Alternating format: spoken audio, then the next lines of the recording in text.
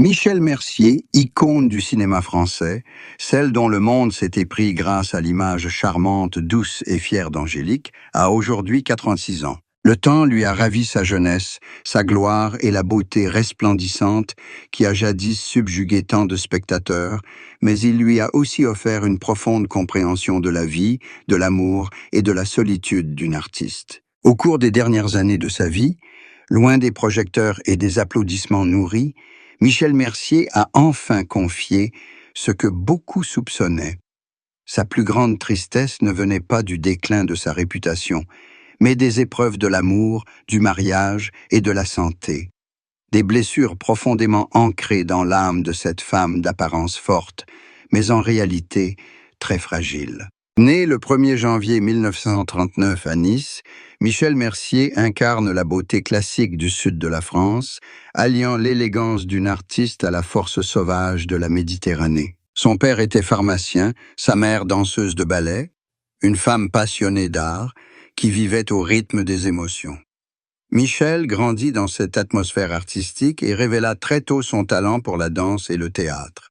À 17 ans, elle est engagée à l'Opéra de Nice, marquant le début de son parcours artistique. Au départ, Michel n'imaginait pas devenir actrice de cinéma. Elle aimait danser, aimait la scène, aimait se sentir portée par la musique.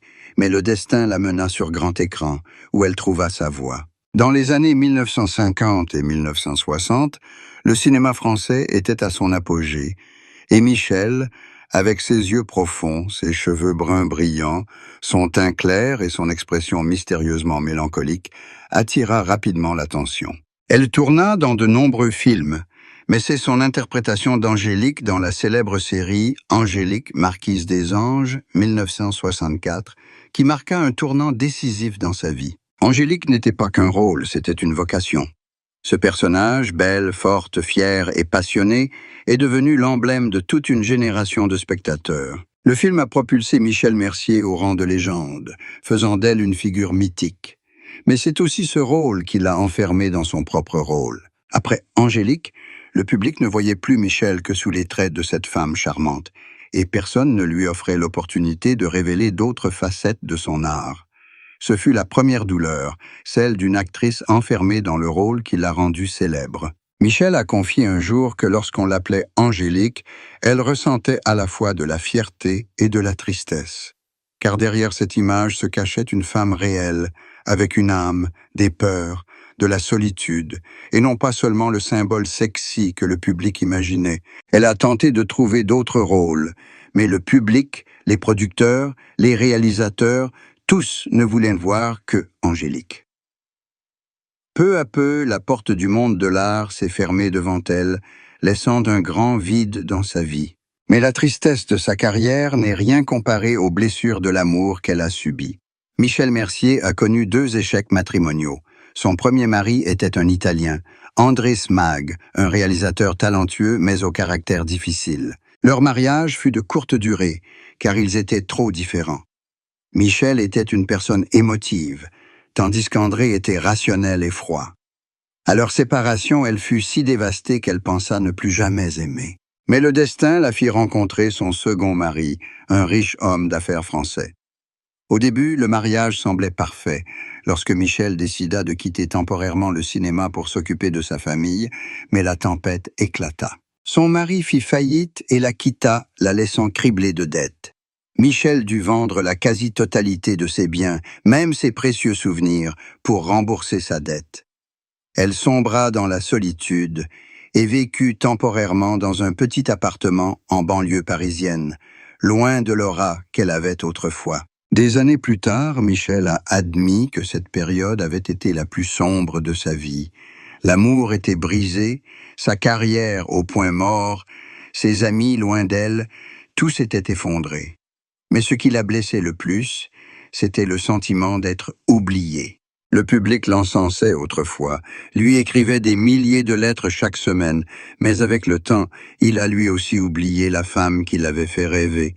Michel disait « Quand on est une star, on a des milliers d'amis, mais quand la lumière s'éteint, il ne reste que les ténèbres et le silence. » Sa famille, et surtout son jeune frère qu'elle aimait profondément, a toujours essayé de la soutenir dans ses moments difficiles.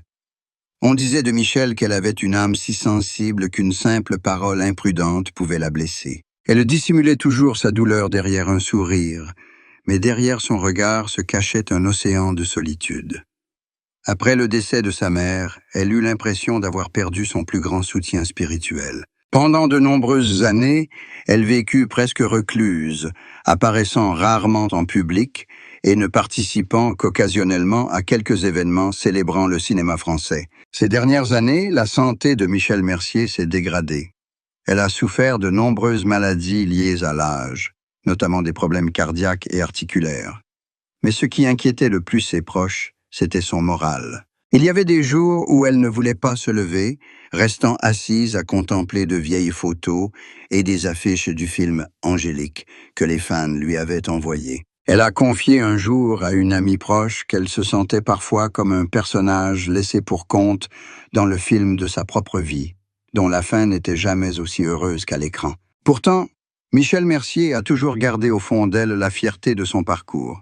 Elle savait que son image, celle d'Angélique, resterait à jamais gravée dans le cœur du public. Et c'était peut-être là le plus grand réconfort qui lui a permis de traverser les années qui lui restaient. Elle disait aussi que le bonheur n'est pas éternel, mais qu'il se trouve dans ces brefs instants qui nous font sentir pleinement vivants. Lors de ses rares apparitions télévisées récentes, Michel Mercier a ému le public en parlant d'amour. Elle a confié que malgré de nombreuses peines de cœur, elle n'avait jamais cessé de croire en l'amour. Elle est convaincue que chacun mérite d'être aimé, quel que soit son âge, quelles que soient les épreuves traversées. C'est cette conviction qui l'empêche de s'aigrir et de se fermer. Interrogé sur l'homme de sa vie, Michel a simplement souri et déclaré qu'il l'avait quitté depuis longtemps, mais qu'il demeurait présent dans son cœur, comme une blessure et un souvenir précieux. Ses proches s'accordent à dire qu'elle possède une force de caractère extraordinaire.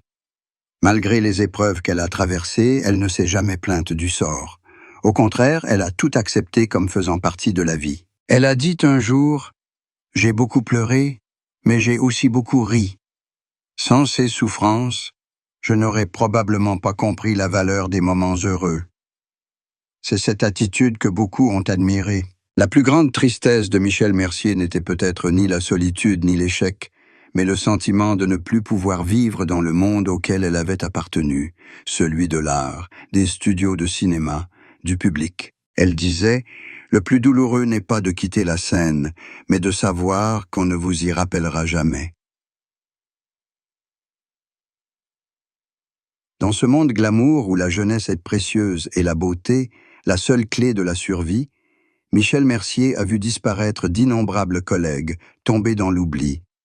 Elle comprenait que c'était la loi du plus fort, mais son cœur d'artiste ne pouvait rester insensible à la douleur. Pourtant, au milieu des ténèbres de la vieillesse, une lueur d'espoir subsistait. Michel garde le contact avec quelques vieux amis qui la comprennent et l'aiment non pour sa célébrité, mais pour ce qu'elle est. Elle reçoit aussi régulièrement des lettres d'admirateurs, surtout de la jeune génération, qui n'a pas connu l'époque Angélique, mais qui ressentent une attirance particulière pour elle. Ces lettres la touchent aux larmes, car elles lui rappellent qu'elle n'a jamais vraiment été oubliée.